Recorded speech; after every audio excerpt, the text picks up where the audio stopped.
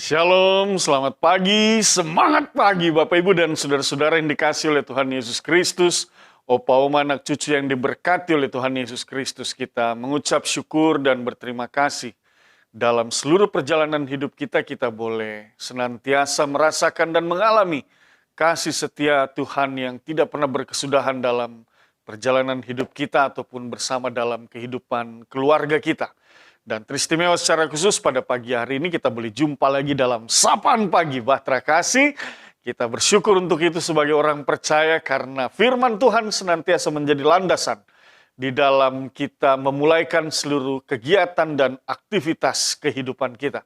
Bapak, Ibu, dan saudara-saudara, untuk itu mari kita berdoa memohon pimpinan kuasa Roh Kudus dalam Sapaan Pagi firman Tuhan. Kita berdoa. Bapa di dalam sorga, Bapa yang kami sembah dalam Kristus Yesus, Tuhan dan Juru Selamat. Kami akan membaca Alkitab. Yang kami percaya di dalamnya kami akan menemukan ajaran firman-Mu. Menjadi pedoman dan suluh bagi langkah kaki kami.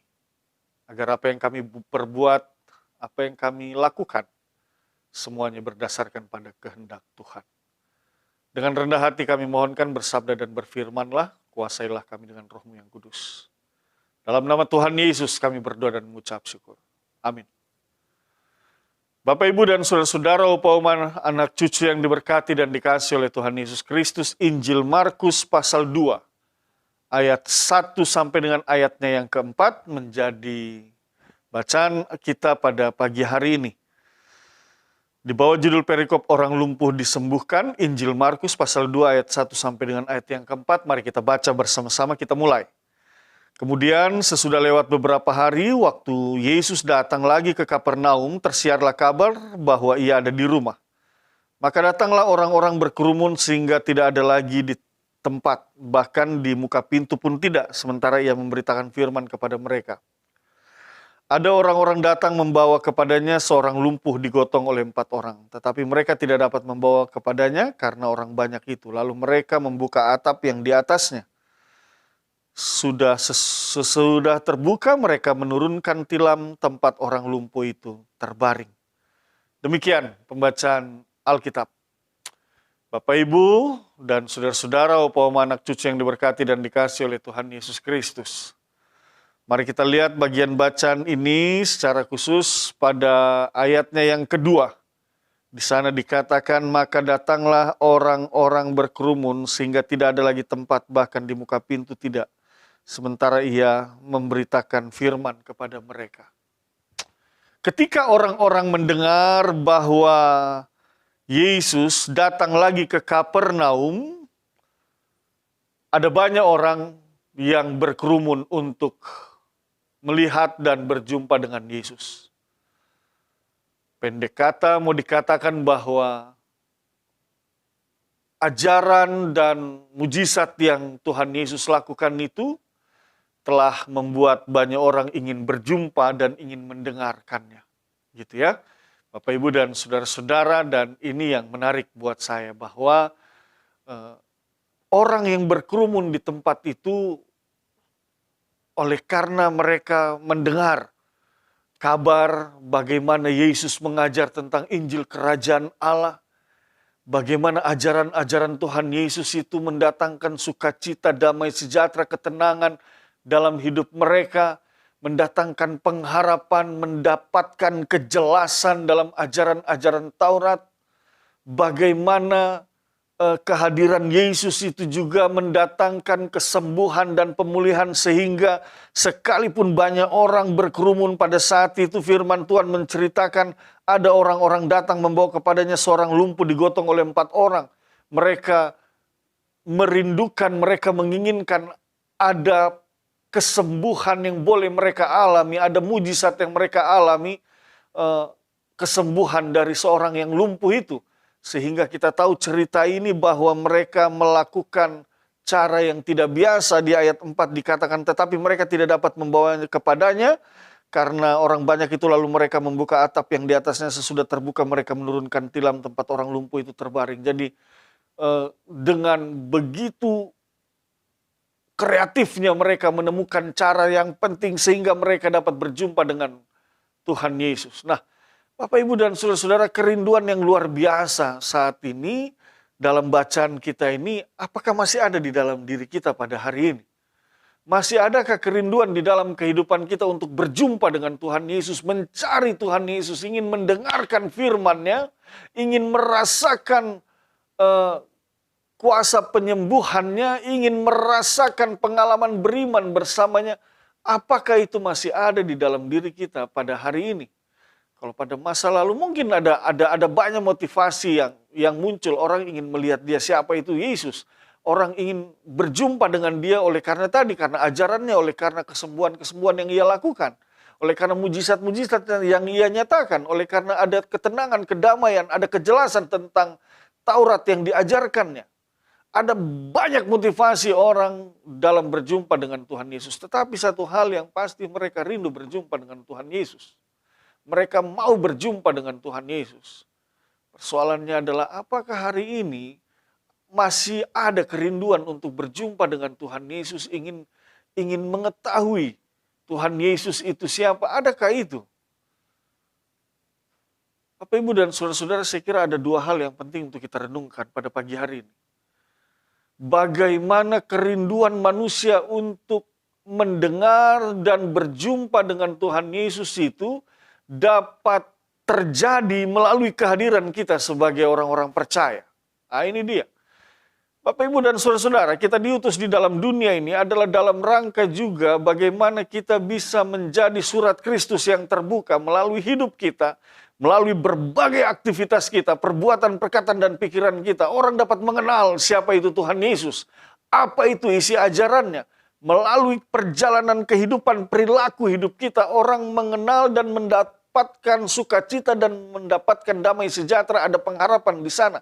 Sehingga orang pun semakin mengenal siapa sesungguhnya Tuhan yang kita sembah, yang kita tinggikan, yang kita muliakan di dalam hidup ini. Melalui hidup kita. Maka orang rindu untuk mengetahui siapa itu Yesus. Nah, ini dia. Bapak, Ibu, dan saudara-saudara, jadi kalau pertanyaannya apakah masih ada kerinduan orang-orang saat ini untuk berjumpa dan mengetahui apa ajaran Tuhan Yesus, ini tergantung pada sikap hidup kita sebagai orang percaya. Karena kita diutus ke dalam dunia ini, kita tahu memberitakan Injil Kerajaan Allah sampai ke ujung dunia.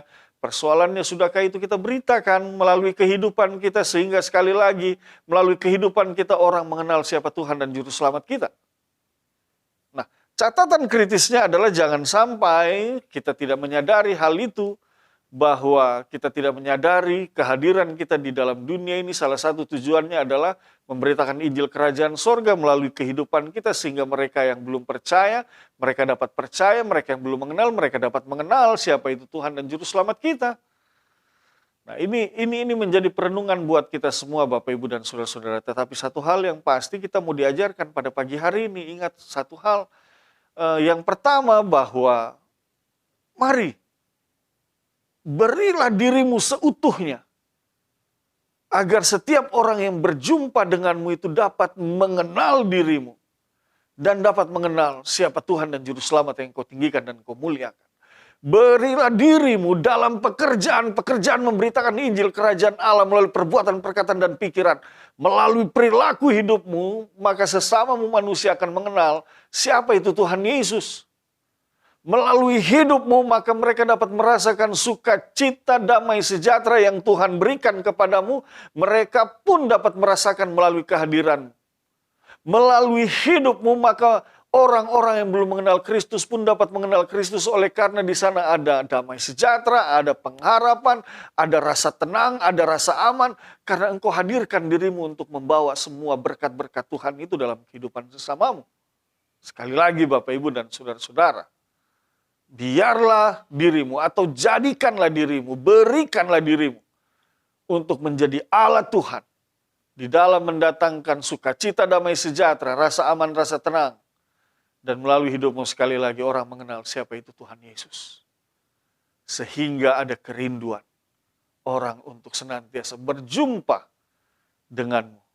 Yang di dalamnya sesungguhnya mereka rindu untuk berjumpa, menemukan nilai-nilai ajaran Kristus yang hidup di dalam dirimu.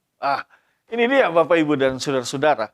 yang harus kita renungkan sebaik-baiknya sehingga kehadiran kita di dalam dunia ini benar-benar kita bermanfaat, kita berguna, kita memaksimalkan kehadiran kita di dalam dunia ini selagi kehidupan masih dianugerahkan kepada kita, sehingga kehadiran kita di dalam dunia ini tidak sia-sia. Bapak, Ibu, dan saudara-saudara, Opa, Oma, anak cucu yang diberkati dan dikasih oleh Tuhan Yesus Kristus, yang kedua adalah kita melihat dalam konteks kehidupan kita sebagai orang percaya, sebagai gereja Tuhan, sebagai persekutuan Tuhan, bersama dengan Tuhan.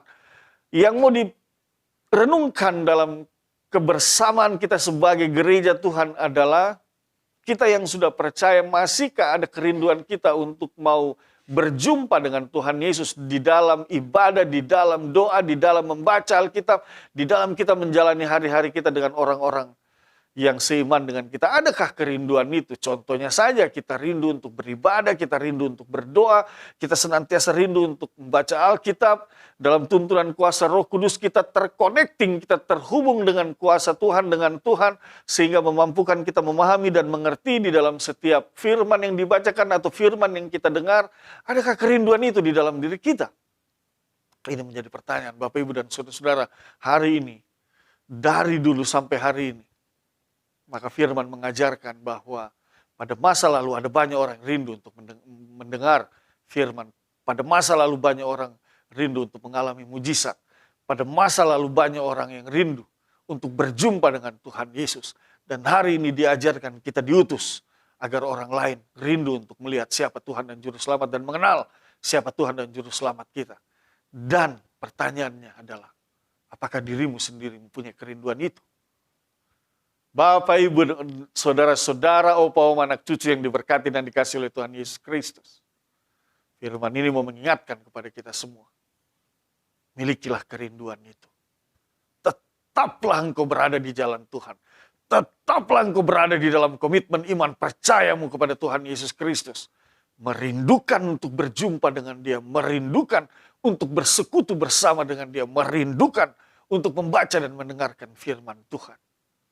Atau sebaliknya, yang terjadi adalah kita sudah tidak rindu lagi untuk beribadah. Mau baca Alkitab, lebih-lebih lagi baca Alkitab. Tidak punya kesempatan. Tidak ada lagi Alkitab, adanya smartphone. Smartphone pun yang ada aplikasi Alkitabnya tidak juga dibaca. Yang dibaca dan yang dilihat hal-hal yang hanya membuang-buang waktu saja. Bapak, Ibu, dan saudara-saudara. Kita tidak lagi punya kerinduan untuk bernyanyi memuliakan Tuhan, untuk berdoa dan mengandalkan Tuhan. Kita tidak punya kerinduan untuk mengalami mujizat yang berasal dari Tuhan. Kita tidak punya kerinduan untuk berjumpa dengan Tuhan. Bapak, Ibu, dan saudara-saudara, ini firman Tuhan pagi ini mau mengingatkan kepada kita. Hati-hati jangan sampai engkau kehilangan kerinduan itu. Sementara di luar sana, dari dulu sampai hari ini, banyak orang yang rindu untuk berjumpa dengan Tuhan Yesus. Oleh sebab itu, sekali lagi lewat bacaan firman Tuhan ini, maka kita semua mau diingatkan, bangkitkanlah di dalam dirimu satu kerinduan untuk bersekutu bersama dengan Tuhan, berjumpa Tuhan di dalam setiap ibadahmu, dalam setiap doa-doamu. Dan saya percaya, dalam suasana suka, damai, rasa tenang, rasa aman, engkau akan merasakan kehadiran Tuhan di dalam hidupmu. Engkau akan merasakan bagaimana kuasa Tuhan dinyatakan di dalam hidupmu. Bahkan di tengah berbagai realitas yang ada, engkau akan melihat Tuhan bekerja dan Tuhan berkarya untuk menuntun dan memimpin seluruh perjalanan hidupmu. Bukan saja dirimu, tetapi juga keluargamu. Bukan saja keluargamu, tetapi juga dengan jemaatnya. Tuhan menjaga, Tuhan menuntun, dan Tuhan memimpin. Sehingga kita pun bersama boleh mengatakan terima kasih Tuhan atas kehadiran-Mu dalam hidup kami. Wow, luar biasa. Kita semua boleh hidup di dalam tuntunan dan kuasa kasih Tuhan. Untuk itu Bapak, Ibu, dalam syukur kita, Opa, Oma, anak cucu yang diberkati dan dikasih oleh Tuhan Yesus Kristus, saya percaya ketika kita akan memulai hari ini, kita percaya semua kita bukan saja bekerja, kita bukan saja melayani, kita bukan saja berjumpa dengan orang-orang yang Tuhan hadirkan di dalam kehidupan kita, tetapi melalui segala aktivitas kita diutus untuk melalui karya-karya yang Tuhan percayakan kepada kita. Kita diutus agar melalui hidup kita, orang lain dapat mengenal dan berjumpa dengan Tuhan kita, Yesus Kristus. Kita berdoa. Bapa di dalam sorga, kami mengucap syukur dan berterima kasih atas firman. Teguhkanlah firman ini dalam hati dan pikiran kami. Pakai kami, utus kami Tuhan, jadikan kami alat-Mu agar melalui hidup kami banyak orang yang mengenal Engkau. Banyak orang yang mengalami sukacita damai sejahtera, banyak orang yang akan meninggikan dan memuliakan nama-Mu. Tuhan kami Yesus Kristus. Berkati Bapak Ibu, saudara-saudara, opa oma, anak cucu, jaga pelihara kami semua Tuhan, kami akan memulaikan seluruh kegiatan kami. Hamba percaya mereka yang sakit disembuhkan, mereka yang memiliki pergumulan diberikan jalan keluar. Dan hamba berdoa saat ini dalam nama Tuhan Yesus Kristus. Seluruh aktivitas kami hari ini kami serahkan ke dalam tangan kasih-Mu. Amin. Selamat pagi, Tuhan berkati kita semua.